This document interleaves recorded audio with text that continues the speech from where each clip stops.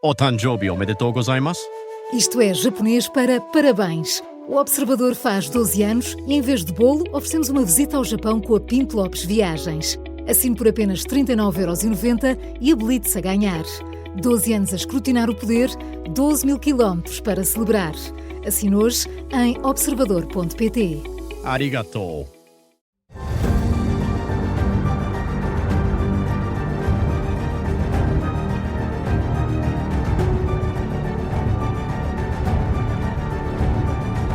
Está no ar o Domínio da Guerra, sempre com o Major-General Arno Moreira, que hoje está de parabéns. Muito obrigado. General, 67. E dizer que os 38 lhe assentavam muito bem, mas diz que são Não, 67.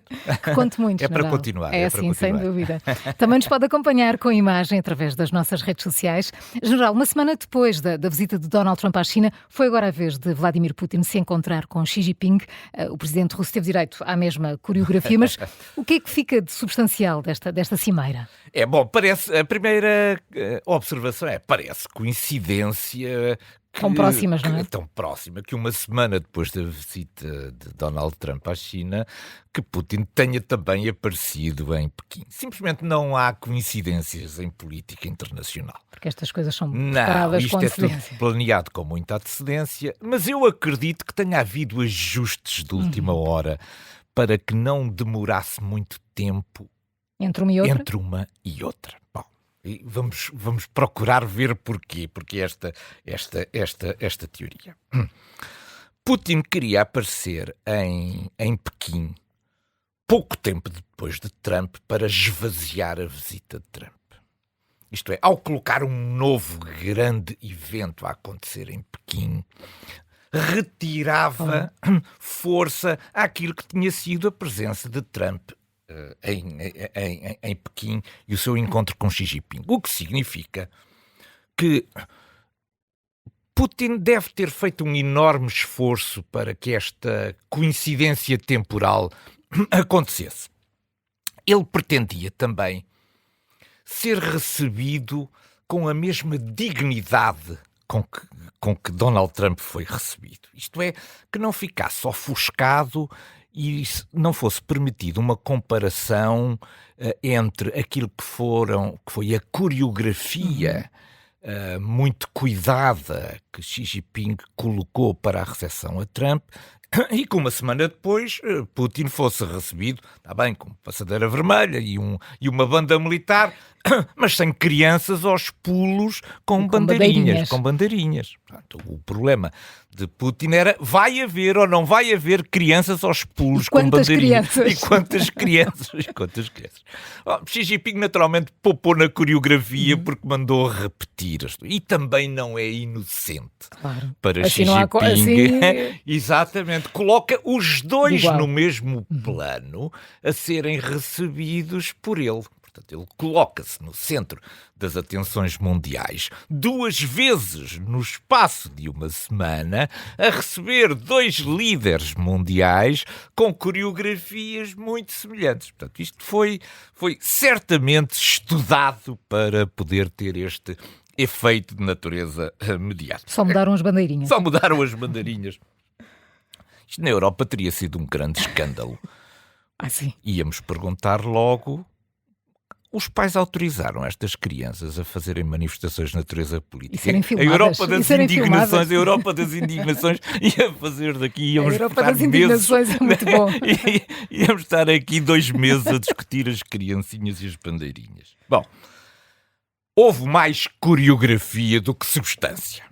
Também já no caso de Trump tinha havido mais coreografia do que substância. Mas as 2 visitas tinham propósitos diferentes e também é importante olhar para isto no termo dos objetivos.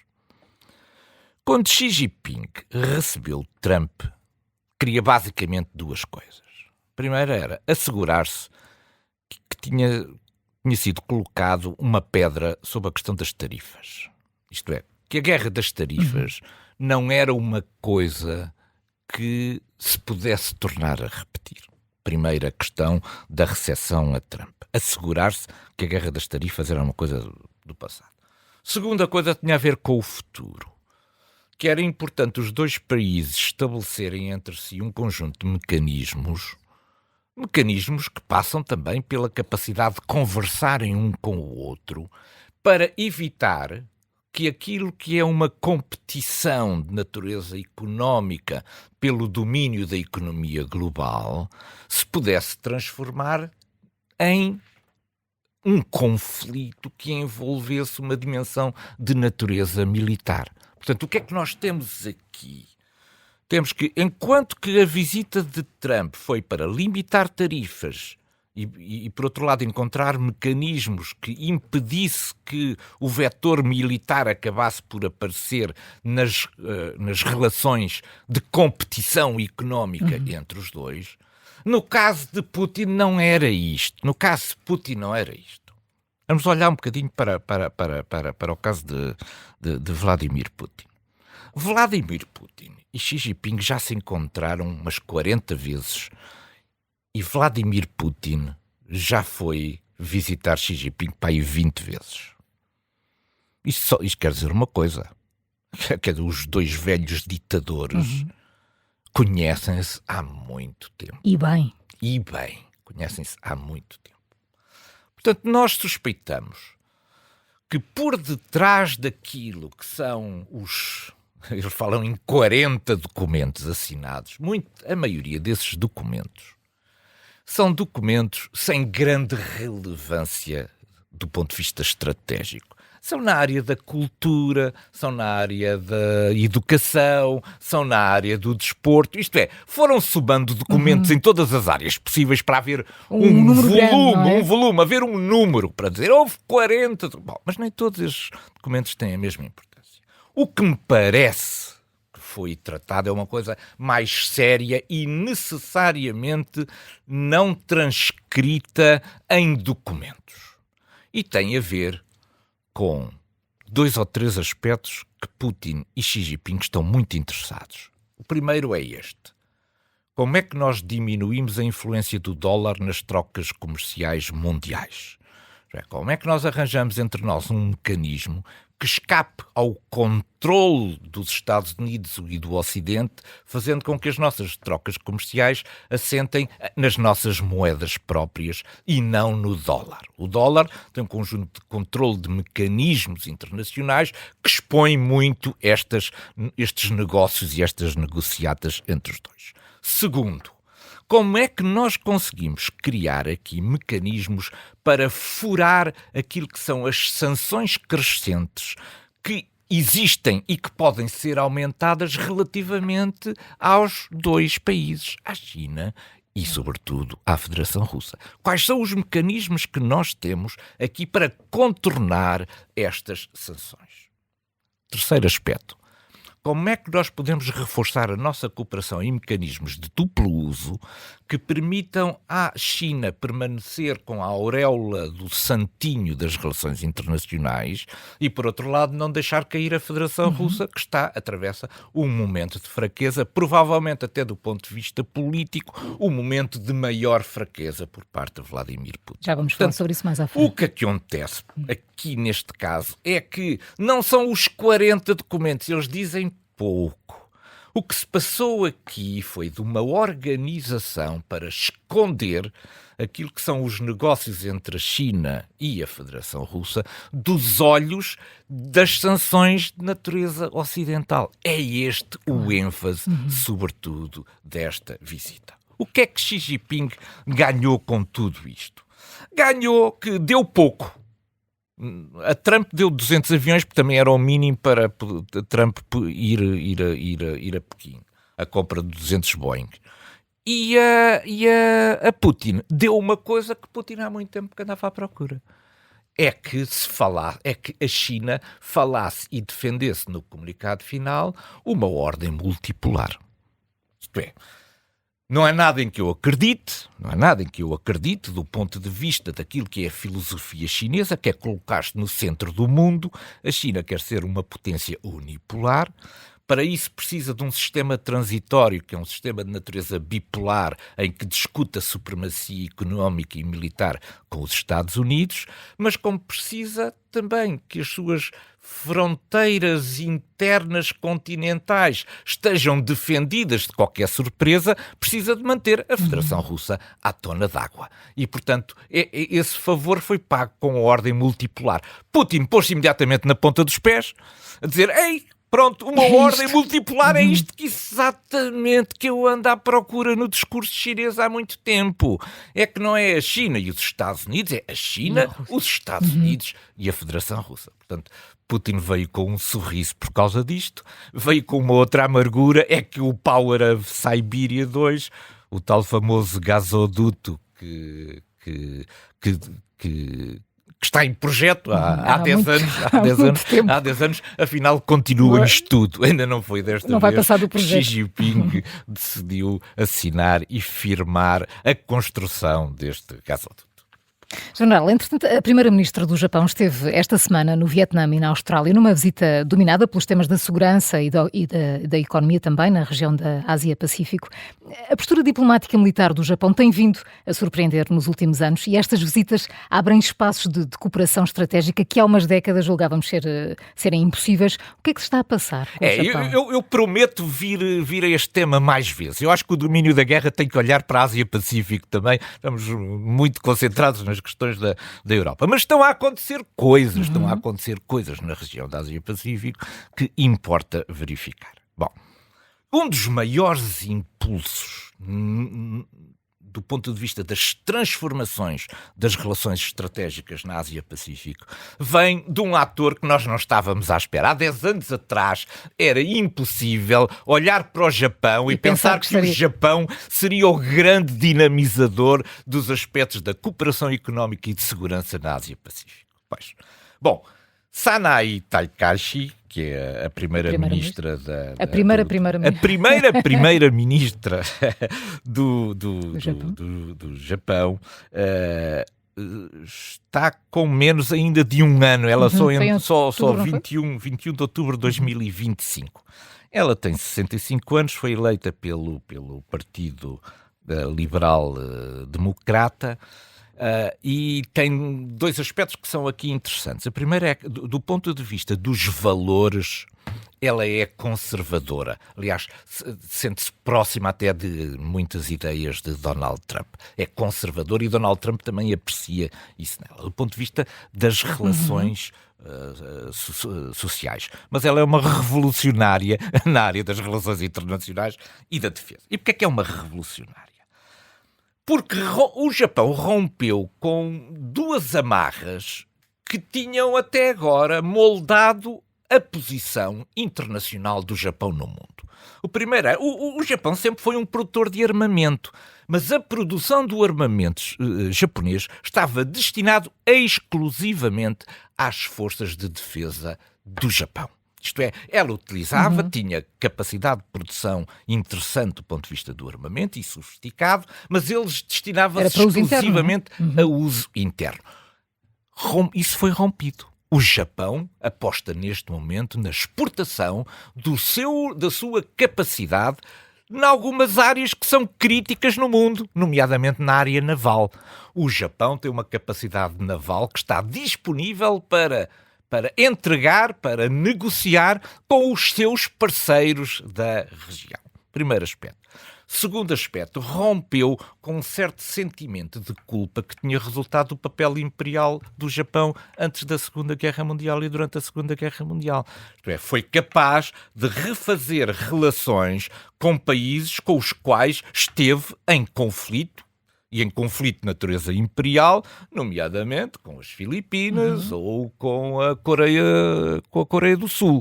E, portanto, tem havido uma aproximação muito rápida à Coreia do Sul, às Filipinas, à Austrália, ao Vietnã, etc. Isto é, o grande dinamizador neste momento nas relações na área da Ásia-Pacífica não é a China, é o Japão.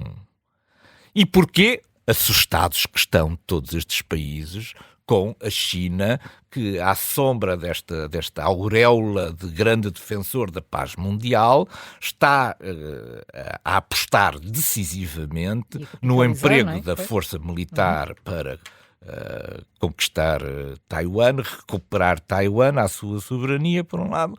Por outro lado, impor no Mar do Sul da China conquistas àquilo que a comunidade internacional atribui como sendo ilhas que pertencem às Filipinas. E, portanto, o que acontece aqui é que esta dinâmica militar chinesa tem agora um adversário interessante. O Japão considera que a questão do Estreito de Taiwan é vital para a sua sobrevivência e está disponível para entrar ao lado de Taiwan.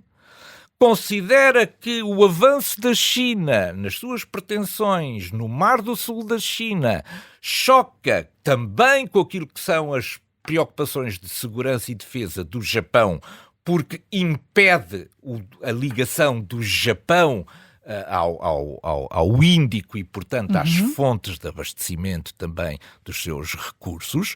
Conclusão, o Japão tem neste momento 1.500 soldados nas Filipinas a testar mísseis antinavio muito perto da zona que a China reivindica como sendo sua. E, portanto, nós temos que estar muito atentos àquilo que se passa no Japão, porque o Japão é, neste momento, o grande dinamizador das relações entre um conjunto muito interessante de países. A Coreia do Sul, Taiwan, o Vietnã e a Austrália. E, portanto, estes países estão a entrar naquilo que é esta nova dinâmica que o Japão está a desenvolver para contrariar o expansionismo chinês naquela zona. Vamos acompanhar a guerra, sim. Entretanto, temos de ir ao Médio Oriente, porque o cessar-fogo entre o Irão e os Estados Unidos tem conseguido sobreviver a uma retórica cada vez mais extremada e contra-ameaças entre as duas partes, mas a diplomacia tem vindo a fazer o seu trabalho e esta semana ficou marcada por viagens consecutivas de dirigentes do Paquistão a Teherão. Em que ponto estamos, general? Vamos fazer, e isto já dura tanto tempo que vamos fazer aqui um pequeno resumo dos pontos-chave até este. Bom, 28 de fevereiro foi o início da guerra. E como esta guerra ocorre na região do Golfo Pérsico e do Estreito de Hormuz, naturalmente que o Estreito de Hormuz está cortado por razões de segurança ao tráfego marítimo na zona desde dia 28 de fevereiro. A posição iraniana tem evoluído. Não estou a dizer que evoluiu no bom sentido, mas tem evoluído ao longo deste tempo. Primeiro não passava ninguém porque havia guerra. Mas depois, entretanto, entrou o cessar-fogo a 8 de abril e depois o Irão inventou o pedido de autorização e coordenação à Guarda Revolucionária. Quem queria passar tinha que coordenar com o Irão. Depois foi fazendo um conjunto de acordos com países que considerava amigos para deixar passar os navios, os petroleiros, os cargueiros que tinham bandeiras muito assinaladas dos seus países. E agora criou uma autoridade para controle, uma autoridade que visa controlar e disciplinar a passagem no Estreito, cobrando portagens. Para isso, procurando atrair Omã, porque o Estreito de Hormuz está repartido entre águas territoriais do Irão e de Omã. E está à procura que o Omã também aceite fazer parte desta autoridade para, enfim, não ficar com o ónus de ter sido ela a impor, até porque os navios também podem passar pelas águas territoriais de Omã. O que é que ela está a procurar fazer? Institucionalizar uma portagem. É isso que está a fazer. Isto já não tem nada a ver com a guerra. Isto tem a ver com uma posição geográfica e podia ter acontecido também sem guerra. Isto é, não é preciso a guerra para justificar esta ação do Irão. O Irão é que vem dizer que isto é por causa da guerra. Mas a institucionalização de uma autoridade deste género não tem nada a ver com a guerra. É o Irão a procurar tirar vantagens da sua posição geográfica. Bom, A ida de Trump a Pequim não adiantou nada, também não se esperava que adiantasse muita coisa. O Donald Trump também disse que não foi pedir nada, e mesmo que pedisse, eu também sempre defendi que o Irão, em relação à China, não aceita da China nada mais do que as preocupações chinesas de que aquilo tem que estar aberto. Pois. Não aceita conselhos. Não aceita conselhos. A sua guarda revolucionária é de natureza teológica, é em tudo contrário àquilo que a China exatamente. tem. A China tem muitos muçulmanos no seu território e que são um problema imenso para a China. Dar força a estes movimentos revolucionários de origem teológica é uma coisa que a China não gosta. Claro. A China quer o estreito aberto, desde que o Irão não tenha uma derrota. Essas são as condições. Abram lá o estreito, mas vejam lá se evitam esta derrota. Entretanto, esta semana, no meio da troca explosiva de ameaças entre Donald Trump e as autoridades do Irão, houve uma aceleração da mediação paquistanesa, que esteve várias vezes em Teherão, algumas delas com alta representatividade, para conseguir aproximar. Julgo que nos próximos dias vamos ter aqui, provavelmente, novas notícias sobre o assunto. Se a proposta iraniana se aproximou suficientemente daquilo que são as linhas vermelhas dos Estados Unidos, ou se Donald Trump olhará outra vez para as medidas de natureza militar para resolver o assunto. Sergei Ryabkov, o vice-ministro dos Negócios Estrangeiros da Federação Russa, disse esta semana que ninguém defende que o Irão deva possuir armas nucleares. Isto sempre foi aceito pelos anteriores, como pelos atuais dirigentes da República Islâmica. Isto é surpreendente. Isto não é assim, pois não. Isto é aqui uma grande cortina de fumo. Uma cortina de fumo enorme. Bom, vamos lá ver. O ninguém defende é a parte mais interessante disto. Isto é, o que ele nos vem dizer é que os países da comunidade internacional, e isto inclui também a China e inclui também a Federação Russa, não concordam que o Irão tenha acesso a uma arma de natureza nuclear. Pronto, isto já é um avanço interessante para todos nós pensarmos. Isto é, ninguém concorda, com exceção do Irão, ninguém concorda que o Irão tenha acesso a uma arma nuclear. Bom, uma coisa é não concordarmos. A segunda coisa é o que é que estamos dispostos a fazer para evitar que isso aconteça. Exatamente. É porque há uma coisa que contraria tudo isto que ele diz, que isto sempre foi aceito pelos anteriores como pelos atuais. São os 400 quilos de urânio enriquecido. E esses 400 quilos de urânio enriquecido nunca foram explicados pelo Irão, porque não há utilização de natureza civil que justifique tamanha quantidade de urânio enriquecido a este nível. Portanto, não é verdade que as antigas autoridades e as novas autoridades não estejam interessados em obter uma arma nuclear. A existência deste urânio enriquecido é a prova exatamente em contrário. E isso remete-nos para o fundamento de toda esta intervenção.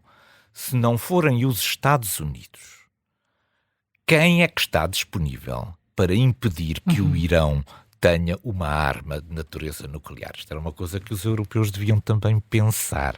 Deviam também pensar em vez de criticar exclusivamente os Estados Unidos.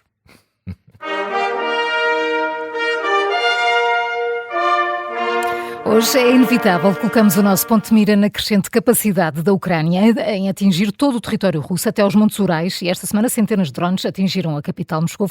O que é que nos diz esta capacidade, general? A guerra pode estar aqui num ponto de viragem? É interessante porque a Ucrânia, nestes